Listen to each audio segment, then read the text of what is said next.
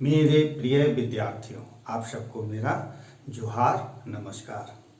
आप सभी विद्यार्थियों का गोस्वामी सर ऑनलाइन क्लास में मेरे YouTube चैनल पर हार्दिक स्वागत है। कैसे हैं बच्चों? उम्मीद करता हूं कि आप स्वस्थ और अच्छे होंगे। बच्चों, अभी वैश्विक महामारी कोरोना से हमें बचना है, अपने को सुरक्षित रखना है, अपने घर परिवार को सुरक्षित रखना है। तो जब भी आप कहीं बाहर जाएं तो आप मास्क का प्रयोग हमेशा करके जाएं। घर से जब जरूरी काम हो तो मास्क का प्रयोग करें और जब आप कहीं बाहर से आए तो साबुन से अच्छी तरह से हाथ धो लें। इसके बाद आप हाथों को सैनिटाइजर से अच्छी तरह से आप हाथों को सैनिटाइज कर लें। तो इस प्रकार से आप सुरक्षात्मक उपाय अपनाएंगे तो आप सुरक्षित रहेंगे, आपके घर परिवार सुरक्षित रहेंगे। तो बच्चों, निवेदन है कि जब बहुत जरूरी काम हो तभी घर से बाहर निकले, अन्यथा आप घर में रहें। आप घर में सुरक्षित हैं। आप घर में रह करके अच्छी पुस्तकों का अध्ययन करें और पढ़ाई करें। ठीक है बच्चों? चलिए बच्चों, हम आपके बीच में भूगोल वर्ग 6 की सामाजिक विज्ञान भूगोल का अध्याय 1 सौरमंडल का पहला भाग मैंने आपके बीच में बतलाया था। आज हम आपके बीच में आए हैं जहां दूसरे भाग में आज आपको इस पाठ के अगले भाग में हम लोग सूर्यमंडल, ग्रह, उपग्रह, उल्कापिंड इत्यादि के बारे में जानेंगे। तो बच्चों, मैंने पिछले अध्याय में आप लोगों को कुछ जानकारी दी थी, सौरमंडल के बारे में बतलाया था, सौर परिवार क्या है। तो बच्चों, सौर परिवार क्या है एक बार हम लोग फिर उसको देख लेते हैं। देखते हैं, सूर्य, 8 ग्रह, उपग्रह तथा अन्य खगोलीय पिंड, ये ध्यान रखेंगे। सौरमंडल या सौर परिवार की परिभाषा: सूर्य, 8 ग्रह, उपग्रह तथा अन्य खगोलीय पिंड जैसे क्षुद्र ग्रह एवं उल्कापिंड मिलकर सौरमंडल का निर्माण करते हैं, जिसे हम सौर परिवार कहा जाता है। और सौर परिवार का मुखिया कौन होता है? तो सूर्य होता है। आप सूर्य को दिन में देखते होंगे। हम सूर्य को अपने खुली आंखों से अर्थात नंगी आंखों से हम इसे नहीं देख सकते थे। तो मैंने आपको पिछले वीडियो में इन सारी बातों को जानकारी दी थी। बच्चों, जब आप रात के समय में आसमान में जब आप देखते होंगे तो आपको बहुत सारे टिमटिमाते हुए तारों नजर आते होंगे और तारों का विभिन्न समूह नजर आता होगा। और वे तारे के जो विभिन्न समूह हैं, छोटे बड़े आपको टिमटिमाते जो नजर आते हैं, तो वे क्या करते हैं? वे आसमान में कुछ आकृतियां बनाते हैं, किसी भी प्रकार का आकृति बनाते हैं। तारों को आप देखते होंगे, कोई ना कोई एक आकृति के रूप ले लेता है। कभी लगता है कि वह कुछ जानवर है, कुछ टोकरी का है, मतलब कई तरह की विभिन्न तरह की वो आकृतियां नजर आ जाती है। जो तारों का टिमटिमाते तारों का जो समूह है वह क्या करती है? आसमान में कुछ आकृतियां बनाती है और उन्हीं आकृतियों को हम क्या कहते हैं? नक्षत्र मंडल कहलाते हैं। तो याद रखेंगे बच्चों, रात के समय में आसमान में टिमटिमाते तारों के विभिन्न समूहों द्वारा कुछ विविध प्रकार की आकृतियां बनाई जाती है या दिखाई पड़ती है। तो ये क्या कहलाते हैं? नक्षत्र मंडल कहलाते हैं। इसके बाद आप अगर आसमान में अगर देखते होंगे तो नक्षत्र मंडल में लिटिल बियर या सप्तऋषि मतलब 7 ऋषि या संत, तो 7 ऋषि का एक तारों का समूह है जिसे हम नक्षत्र मंडल में उर्सा मेजर या बिग बियर का एक भाग है। आप अगर आसमान में अगर कभी रातों जब आसमान साफ हो तो रात में आप जब देखते होंगे तो आपको आसमान में 7 तारों का एक समूह दिखाई देता होगा और वह क्या कहलाता है? वह सप्तऋषि कहलाता है, या वह उर्सा मेजर या बिग बियर का एक भाग है। आपको कभी अगर देखते होंगे तो आपको एक तारे का जो समूह नजर आता होगा, वह ध्यान से देखिए, आपको इस प्रकार का नजर आता होगा। आप अगर अपना पाठ्य पुस्तक में भी अगर आप देखते होंगे तो आपको वह नजर आ जाएगा।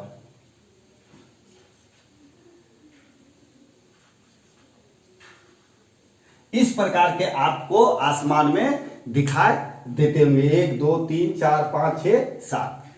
तो जब आप ये नीचे वाले भाग से जब आप यहां देखते होंगे तो इन दोनों भागों के बीच में एक और आपको एक तारा, बड़ा तारा और बहुत ही चमकीला तारा आपको नजर आता होगा, और ये तारे क्या कहलाते हैं?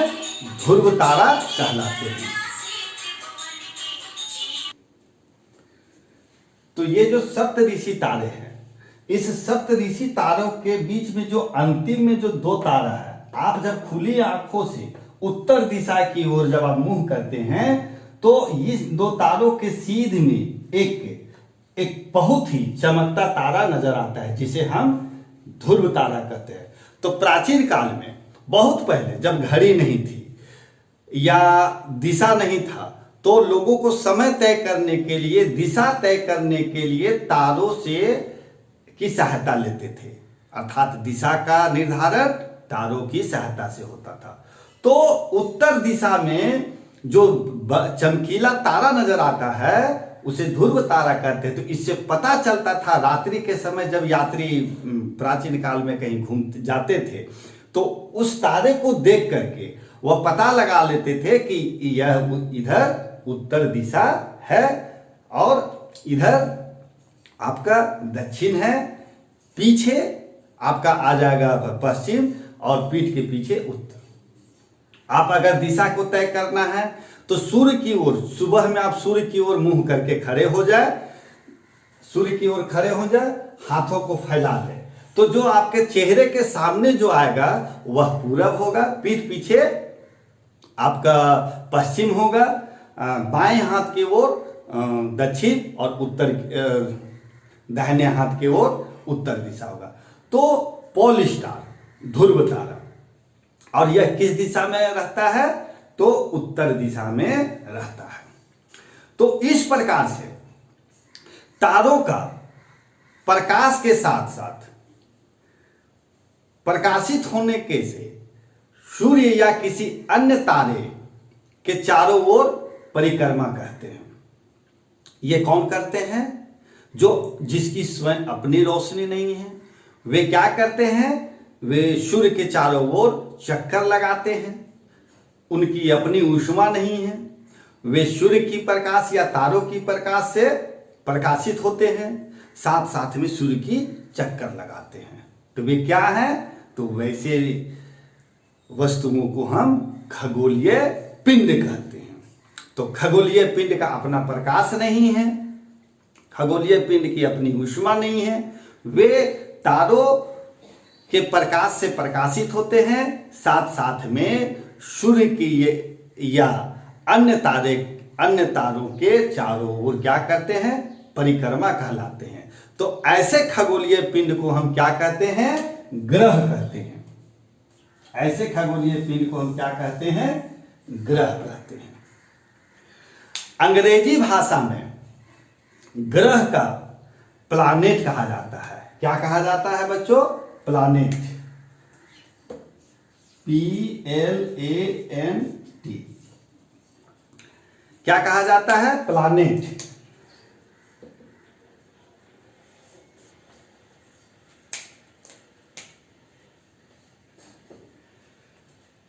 तो ग्रह जो खगोलीय पिंड सूर्य के चारों ओर चक्कर लगाते हैं, या जिनकी अपनी रोशनी नहीं होती है, अपनी ऊष्मा नहीं होती है, बल्कि वह तारों या सूर्य के से प्रकाशित होती है या ऊष्मा प्राप्त करती है, वैसे खगोलीय पिंड को हम ग्रह कहते हैं। अंग्रेजी भाषा में इसे प्लेनेट कहा जाता है।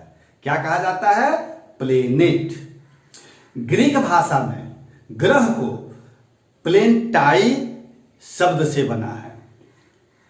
जो ग्रीक भाषा है प्लेनेटाई, उससे यह प्लेनेट बना है, जिसका अर्थ होता है चारों ओर घूमने वाला। तो चारों ओर कौन घूमता है? तो खगोलीय पिंड, और उस खगोलीय पिंड जिसकी अपनी ऊष्मा और अपनी रोशनी नहीं होती है उसे हम ग्रह कहते हैं। तो प्लेनेटाई ये ग्रीक भाषा है, इससे शब्द से बना है। प्लेनेटाई ग्रीक शब्द से बना है, इसका अर्थ होता है चारों ओर घूमने वाला। एक शब्द में कहा जाए तो परिभ्रमक। क्या कहा सकते हैं? परिभ्रमक। तो परिभ्रमक का अर्थ हुआ चारों ओर घूमने वाला। तो जैसा कि मैंने अभी आपको सौर परिवार के बताया कि सूर्य 8 ग्रह, उपग्रह तथा अन्य खगोलीय पिंडों से उल्का पिंड, क्षुद्र ग्रह से सौरमंडल का निर्माण होता है, जिसे हम सौर परिवार कहते हैं। और इस परिवार का मुखिया कौन होता है? तो सूर्य होता है। याद रखेंगे बच्चों, सौर परिवार का मुखिया सूर्य। जैसा कि मैंने आपको पहले बताया था कि आपके भी घर परिवार का कोई न कोई एक मुखिया, आपके पिताजी हो सकते हैं, माताजी हो सकते हैं, दादाजी हो सकते हैं, या घर के सबसे बुजुर्ग सदस्य आपके परिवार के मुखिया। उसी तरह से सौर परिवार का मुखिया सूर्य। आइए अब हम सूर्य के बारे में जानकारी प्राप्त करते हैं। तो सूर्य क्या है? सूर्य भी एक तारा है। जैसा कि मैंने पिछले वीडियो में बतलाया था कि तारों की अपनी ऊष्मा होती है, अपना प्रकाश होता है। तो सूर्य सौरमंडल का सबसे बड़ा सदस्य है। सूर्य सौरमंडल का सबसे बड़ा सदस्य है और यह सौरमंडल के केंद्र में स्थित है। याद रखेंगे बच्चों, सौरमंडल में का जो केंद्र है वहां सूर्य स्थित है। कभी आपसे प्रश्न पूछा जाएगा कि सूर्य सौरमंडल के में कहां स्थित है, तो आपका जवाब होगा कि सूर्य सौरमंडल के केंद्र में स्थित है। सूर्य का व्यास जो है वह पृथ्वी से लगभग 109 गुना है। याद रखने वाली योग्य बातें हैं कि सूर्य का व्यास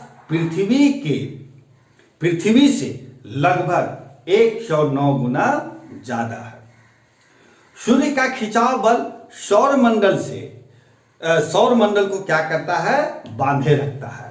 सूर्य सौरमंडल के लिए प्रकाश और ऊर्जा का एकमात्र साधन है। जो हमें प्रकाश और जो ऊर्जा मिलती है या ऊष्मा जो मिलती है उसका साधन क्या है? तो सूर्य है। पृथ्वी पर जो रोशनी या प्रकाश जो हमें मिलती है वह कहां से मिलती है? तो सूर्य से। और सूर्य से निकलने वाली ऊष्मा हम महसूस नहीं करते हैं, अत्यधिक तेज महसूस नहीं करते हैं। क्यों? क्योंकि सूर्य पृथ्वी के सबसे नजदीक तारा होने के बावजूद हमसे काफी दूर है। कहने का मतलब हुआ कि पृथ्वी पर हम सूर्य का अत्यधिक तेज ऊष्मा को महसूस नहीं करते हैं। क्यों? क्योंकि सूर्य हमसे काफी दूर है। तो अब पृथ्वी से सूर्य की दूरी कितनी है? तो याद रखेंगे, सूर्य से पृथ्वी की दूरी लगभग 15 करोड़ किलोमीटर है। लगभग 15 करोड़ किलोमीटर दूर में पृथ्वी से सूर्य स्थित है। बच्चों, सूर्य क्या है? ऊर्जा का एक शक्तिशाली भंडार है। यह सूर्य दो मुख्य गैसों से बना हुआ है। कहने का अर्थ हुआ कि सूर्य में मुख्य रूप से 2 गैसों का विशाल भंडार है। और वे 2 गैस कौन कौन है? तो एक हाइड्रोजन और एक हीलियम है। तो सूर्य किन गैसों से बना हुआ है? तो हाइड्रोजन और हीलियम से बना हुआ है। तो ये था बच्चों सूर्य की जानकारी। आइए अब हम लोग आगे चलते हैं। ग्रह, प्लेनेट, ग्रह कितने हैं? जैसा मैंने बताया था कि हमारे सौरमंडल में 8 ग्रह हैं और सूर्य के वे 8 ग्रह क्या करते हैं, सूर्य के चारों ओर चक्कर लगाते हैं, चारों ओर परिभ्रमण करते हैं। और जो सूर्य के चारों ओर जब पूरा चक्कर लगाते हैं तो सभी ग्रहों का, 8 ग्रहों का समय दिन अलग अलग होता है। कोई 365 दिन में लगाते हैं, कोई उससे अधिक समय में लगाते हैं, कोई उससे कम समय में लगाते हैं। इसकी जानकारी हम आपके बीच में आगे साझा करेंगे। तो बच्चों, हमारे सौर मंडल में कितने ग्रह हैं, तो 8 ग्रह हैं। और अब हम जानते हैं और देखते हैं कि सूर्य के दूरी के अनुसार कौन कौन से ग्रह हैं। तो सूर्य से दूरी के अनुसार बुध, शुक्र, पृथ्वी, मंगल, बृहस्पति, शनि, यूरेनस और नेपच्यून। मतलब सूर्य के सबसे नजदीक जो ग्रह है वह बुध है, उसके बाद शुक्र है, शुक्र के बाद पृथ्वी है, पृथ्वी के बाद मंगल, फिर बृहस्पति, फिर शनि, फिर यूरेनस और ये नेपच्यून।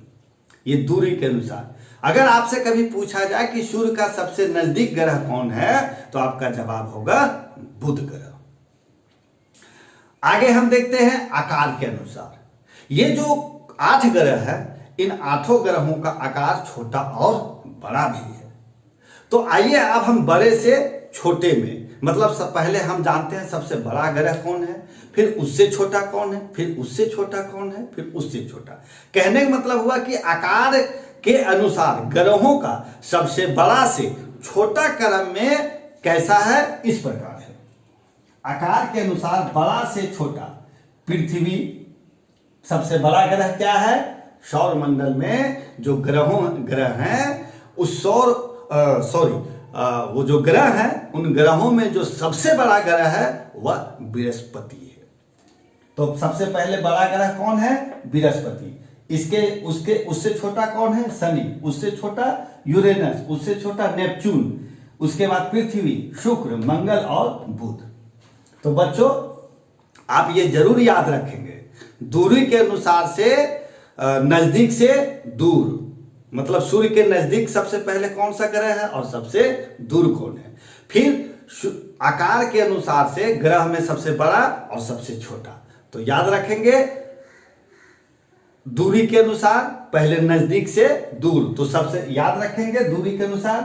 तो बुध, शुक्र, पृथ्वी, मंगल, बृहस्पति, शनि, यूरेनस, नेपच्यून। और बड़ा से छोटा में बृहस्पति, शनि, यूरेनस, नेपच्यून, पृथ्वी, शुक्र, मंगल और बुध। तो ये याद रखने वाली बात है। बच्चों, ग्रह कितने हैं आप समझ गए, 8 है। ग्रहों के आकार और दूरी के अनुसार इसे 2 भागों में बांटा गया है। कितने भागों में बांटा गया है, 2 भागों में। कौन कौन सा, तो याद रखेंगे ना।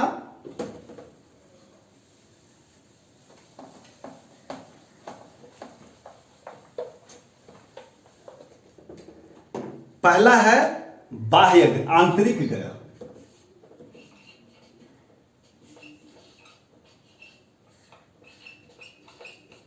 और दूसरा है बाह्य ग्रह। कौन कौन से ग्रहों के आकार और दूरी के अनुसार से इसे 2 भागों में बांटा गया है। पहला होता है आंतरिक ग्रह और दूसरा है बाह्य ग्रह। तो अब ये हमें देखना है कि कौन कौन से ग्रह आंतरिक है और कौन कौन से ग्रह बाह्य हैं। तो आंतरिक ग्रह में कौन कौन आते हैं, तो बुध, मंगल, ध्यान रखें, बुध, इसके बाद आता है शुक्र, इसके बाद आता है पृथ्वी और मंगल। ये आंतरिक ग्रह है। तो आंतरिक ग्रह कौन कौन है, तो बुध, शुक्र, पृथ्वी और मंगल। अब बाह्य ग्रह कौन कौन हुए, तो बृहस्पति, इसके बाद आता है शनि, यूरेनस और अंत में नेपच्यून। 1 2 3 4 5 6 7 8। तो बच्चों ग्रहों के आकार और दूरी के अनुसार से इसे दो भाग में बांटा गया है, आंतरिक ग्रह और बाह्य ग्रह। आंतरिक ग्रह में कौन कौन से हैं? तो बुध, शुक्र, पृथ्वी, मंगल। और बाह्य ग्रह में कौन कौन से हैं? तो बृहस्पति, शनि, यूरेनस और नेपच्यून। बच्चों ये जो भी ग्रह हैं वे क्या हैं? बुध, शुक्र और मंगल। बुध, शुक्र, पृथ्वी और मंगल जो आंतरिक ग्रह है ये सूर्य से नजदीक है। याद रखेंगे, आंतरिक ग्रह सूर्य से नजदीक है, आकार में छोटे हैं तथा चट्टानों से बने होने के कारण ये क्या हैं? भारी हैं। जो आंतरिक ग्रह हैं ये किससे बने हैं? चट्टानों से बने हैं, है ना? ये चट्टानों से बने हैं जिसके कारण ये भारी हैं। अब बृहस्पति, शनि, यूरेनस और नेपच्यून। बृहस्पति, शनि, यूरेनस और नेपच्यून बाह्य ग्रह हैं। ये सूर्य से दूर में स्थित है। आकार में ये क्या है? बड़े हैं। और ये किससे बने हैं? गैस से। ये गैसों से बने हैं। और ये जो आंतरिक ग्रह है यह चट्टानों से, जिसके कारण ये भारी होते हैं और ये गैसों से बने होने के कारण ये हल्के होते हैं। ध्यान रखेंगे, आंतरिक ग्रह बुध, शुक्र, पृथ्वी, मंगल ये क्या है? पृथ्वी के सूर्य से नजदीक है, आकार में छोटे होते हैं तथा चट्टानों से बने के कारण ये क्या होते हैं? भारी होते हैं। जबकि बाह्य ग्रह बृहस्पति, शनि, यूरेनस, नेपच्यून ये किससे बना है? ये गैसों से बना है। और गैसों से बने होने के कारण ये क्या होते हैं? हल्के होते हैं। तो सौर मंडल के सभी 8 ग्रह एक निश्चित पथ पर सूर्य का चारों ओर चक्कर लगाता है। और ये रास्ते क्या कहलाते हैं? ये रास्ते क्या हैं? दीर्घवृत्ताकार है। और ये क्या कहलाते हैं? कक्षा कहलाती है। आइए आपको हम चित्र के द्वारा इसे हम समझाते हैं।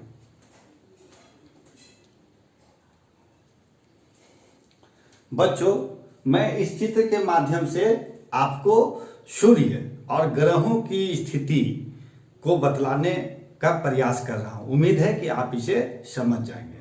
तो बच्चों ये सूर्य, ध्यान से देखें, ये जो लाल कलर से मैंने दिया है ये क्या है? सूर्य है। तो सूर्य कहाँ स्थित है? तो सौर मंडल के केंद्र में स्थित है। और उसके चारों ओर ये 8 ग्रह क्या करते हैं? चक्कर लगाते हैं। तो हम दूरी के अनुसार से कोशिश किए हैं आपको बतलाने का इस चित्र के माध्यम से। ये सूर्य के नजदीक ग्रह बुध है, बुध के बाद शुक्र है, शुक्र के बाद पृथ्वी, फिर मंगल, बृहस्पति, शनि, यूरेनस और नेपच्यून। ये क्या करते हैं? ये चारों ओर सूर्य के चक्कर लगाते हैं। जो आपको ये वृत्त के समान जो आपको दिखाई दे रहा है, तो ये अपने अक्ष पर या अपने कक्षा पर, इस वृत्ताकार पथ पर, इसी वृत्ताकार रास्ते पर वो क्या करता है? इस सूर्य के चारों ओर चक्कर लगाता है। बुध अपने सूर्य के चारों ओर इस अक्ष पर, शुक्र अपने अक्ष पर। इसके बाद आपका ये 1 हो गया, ये 2, ये 3, ये 4, ये 5, ये 6 और ये 7 और ये 8।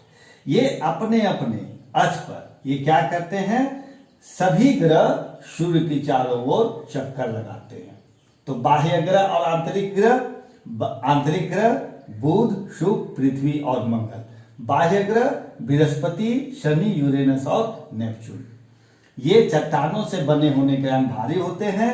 और बृहस्पति, शनि, यूरेनस और नेपच्यून क्या होते हैं? गैसों से बने कारण हल्के होते हैं। और ये सौर मंडल में ये जो 8 ग्रह है ये अपने एक निश्चित पथ पर घूमते हैं। और यह पथ कैसा होता है? तो दीर्घ वृत्ताकार होता है। और ये क्या कहलाते हैं? तो कक्षा कहलाते हैं। क्या कहलाते हैं बच्चों? तो कक्षा कहलाते हैं। तो बच्चों आज हम यहीं तक। उम्मीद है आज आपको यह पाठ सूर्य के बारे में और सौर मंडल के बारे में और ग्रहों की जो स्थिति है दूरी के अनुसार से और आकार के अनुसार से जो मैंने आज आपको जानकारी दी, उम्मीद है आपको अच्छा लगा होगा। तो आज हम दूसरे भाग में यहीं तक, फिर इस पाठ के हम अध्याय 1 सौर मंडल के अगले भाग में, भाग 3 में आपको इन 8 ग्रहों की जानकारी साझा करेंगे। ये 8 ग्रह कौन कौन हैं, जिसका नाम आप तो जान ही गए हैं, बुध, शुक्र, पृथ्वी, मंगल, बृहस्पति, शनि, यूरेनस और नेपच्यून। इसके बारे में आपको विस्तृत जानकारी हम अगले वीडियो में देंगे, जहां यहाँ कौन बड़ा है, कौन छोटा है, कौन किस गैस से बना है, कौन कौन से चट्टान पाए जाते हैं, तो इन सारी बातों को, इन ग्रहों के बारे में, 8 ग्रहों के बारे में हम आपको देंगे। बच्चों, एक छोटा सा जानने योग्य बात है, याद रखने की बात है, याद रखेंगे। सूर्य से हमें क्या मिलती है? तो रोशनी और ऊर्जा और प्रकाश मिलती है। चलिए, तो सूर्य से निकली ऊर्जा का छोटा सा भाग, मात्र 2 अरबवां हिस्सा ही, सूर्य से निकली ऊर्जा का छोटा सा भाग, मात्र 2 अरबवां हिस्सा ही क्या है? पृथ्वी पर पहुंचती है। और सूर्य से प्राप्त ऊर्जा का यह कितना प्रतिशत है? 48% ही वायुमंडल को गर्म करने के काम में आता है, और शेष ऊर्जा क्या हो जाती है? अंतरिक्ष में परावर्तित हो जाती है। तो याद रखेंगे कि सूर्य से निकली ऊर्जा का छोटा सा भाग, मात्र 2 अरबवां हिस्सा ही पृथ्वी पर पहुंचती है। सूर्य से प्राप्त ऊर्जा का 48% ही वायुमंडल को क्या करती है? गर्म करने के काम में आता है। अब बाकी ऊर्जा कहां चली गई? तो बाकी ऊर्जा अंतरिक्ष में परावर्तित हो जाती है। तो ये था बच्चों सौरमंडल के बारे में और ग्रहों को। अब हम अगले दिन अगले वीडियो में आपके बीच फिर आएंगे, इसी पाठ को लेकर के, जहां आपको ग्रहों की जानकारी देंगे।